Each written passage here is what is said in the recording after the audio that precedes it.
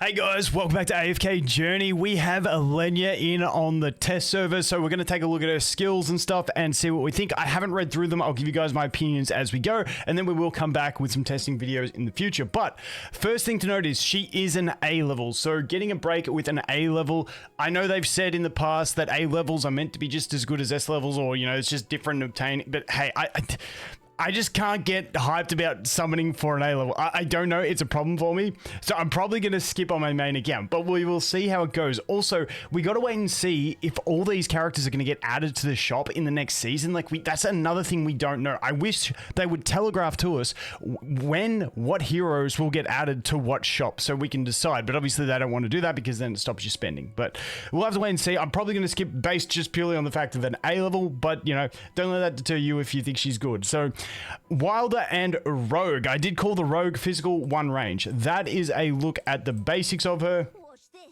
I'm just warming up. A little bit of furry bait going on in here. Okay, that is it. Let's go take a look at these skills. Okay, so her ultimate, the first thing we look at is 300 starting energy. Lenya targets the enemy who has dealt the highest cumulative damage and dashes at them, delivering a flying kick that deals 200% damage and knocks them back in a straight line towards an open area. She then follows up with a second flying kick, dealing 200% damage before initiating a duel with the enemy. The duel lasts for 12 seconds. During which both Lenya and the enemy prioritize attacking each other. Lenya's flying kick can stun the enemy for 2 seconds, and she is unaffected while performing the kicks. So the problem with this is, if the enemy who's done the most damage is at the back, we gotta wait and see the rest of her kit. But if they're at the back, she flies to them, initiates this duel, and then everyone's just gonna shit pile on her. We'll have to see what the rest of her kit has, but that's like the one issue I see with it. But definitely a PvP sounding ability there. Yeah, and we just get damage increases as we go up. So it sounds like a PvP ability to lock out the highest damage dealing unit. Tornado Strike with a 12-second cooldown. Passive, she blocks a normal attack from her current target if the target is within 1 tile. Okay, she then retaliates with a kick that deals 260% damage and stuns the target for 2 seconds. The effect can be triggered once every 6 seconds and makes her unaffected while active. Tornado kick dealing 100%. Okay, so it becomes, wait. Active, that's the passive portion. And then active, she has an AoE surrounding enemies. So I'm tipping that's 1 tile range around her, 3 times 110. That's not too bad. So the passive is a 6-second cooldown. We get a retaliate. That's not too bad. She blocks the attack and retaliates. So that's going to be good with her dueling type thing. We'll have to wait and see the rest of the kit. Flurry kicks. Lenya increases her crit by 15. When dealing critical damage with her normal attacks, she immediately follows up with a power kick that deals 200% damage and stuns the enemy for 1 second.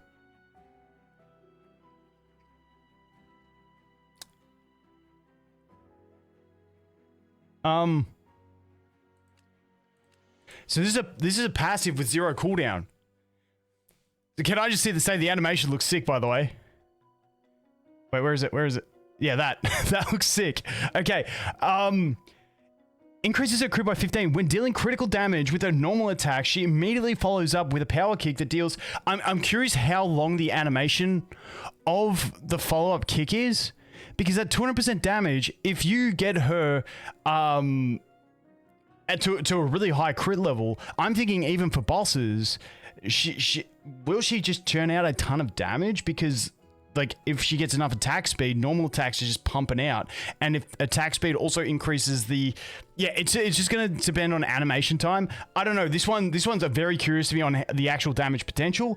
But to me, she's got a really good stun lock kit for a single enemy, because obviously this one has the knockback and the stun. stun the enemy for 2 seconds. This one has the stun target for 2 seconds. And then every time she crits, she's going to get a follow-up with a stun. So she can definitely lock out a single unit. If there was 1v1 in this game, she'd be pretty solid. This one we get haste. Okay, haste is always handy. Okay, take 2 at reading this skill because I just butchered it because my brain was cooked. Lenya unlocks her full potential once a duel begins, increasing her crit damage boost by 55 and attack by 15% during the duel. While at full potential, her flurry kicks skill delivers a super kick instead of a power kick, dealing 70% damage 8 times and stunning the enemy for 2 seconds. Now, that is tied into this one, and this is the one where when she deals a crit, she gets the extra 200% damage. But now, instead of that, she's going to do 78 times. Now, that is a ton more damage, but it's also a 2-second stun. But is that... I'm curious to see how it interacts with how long the flurry of kicks takes versus how long the quick attack takes. Like, I'm sure they would have made it so that it doesn't give her lower DPS. But, like, if this takes a really long time to actually display... Could it be a DPS loss? I don't think so, but that's just something that came to mind straight away. Increases crit damage boost by 60 and attack by 18%. If Lenya deals more damage than her target by the end of the duel, she is considered the winner. Winning the duel increases the duration of her full potential effect by 8 seconds. Okay, so that means after the duel ends, she gets it for another 8 seconds, is the way I'm reading that. Okay, not too bad. Reduces the damage taken from enemies other than the target by 35%. Okay, so I think my assumption, unless this this combined with this ends up doing insane damage in bosses, which it is a possibility. But if that doesn't end up doing insane damage in bosses, I think her sole place is going to be PvP for sniping. And to do that, she will require Supreme Plus. That is my very initial assessment off of just reading her skills. Because this whole kit is not going to work in... AFK stages, in my opinion. Like, well, deficit pushing anyway, because she'll just go there and she'll just get trained, even with a 35% damage decrease. Maybe if you use, like, link her to a Thorin and swap her with a Rainier, maybe then she has the potential to do, but still, I don't think her damage is going to be there to be able to do it. I just don't think she goes into pushing. Bossing, it's once again just going to come down to the raw numbers of this combined with this to see how much damage that can actually deal.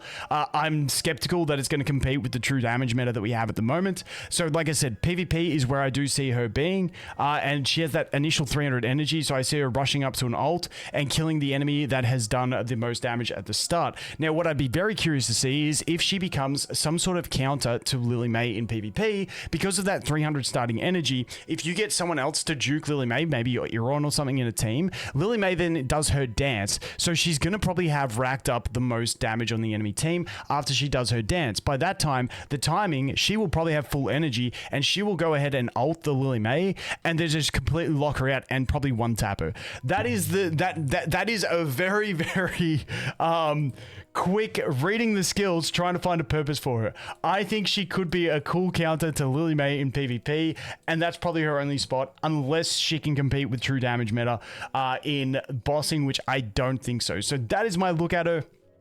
Once again, this is just off a very, very basic look. Don't quote me on it. Like, all I've done is read the skills. But that is what I am seeing from her. Possible PvP utility. In general, I'm probably going to skip. I might pull her on one of my test accounts just to play with her and see how she actually, her mechanics work. But yeah, I think for me on my main account, she's going to be a skip. But...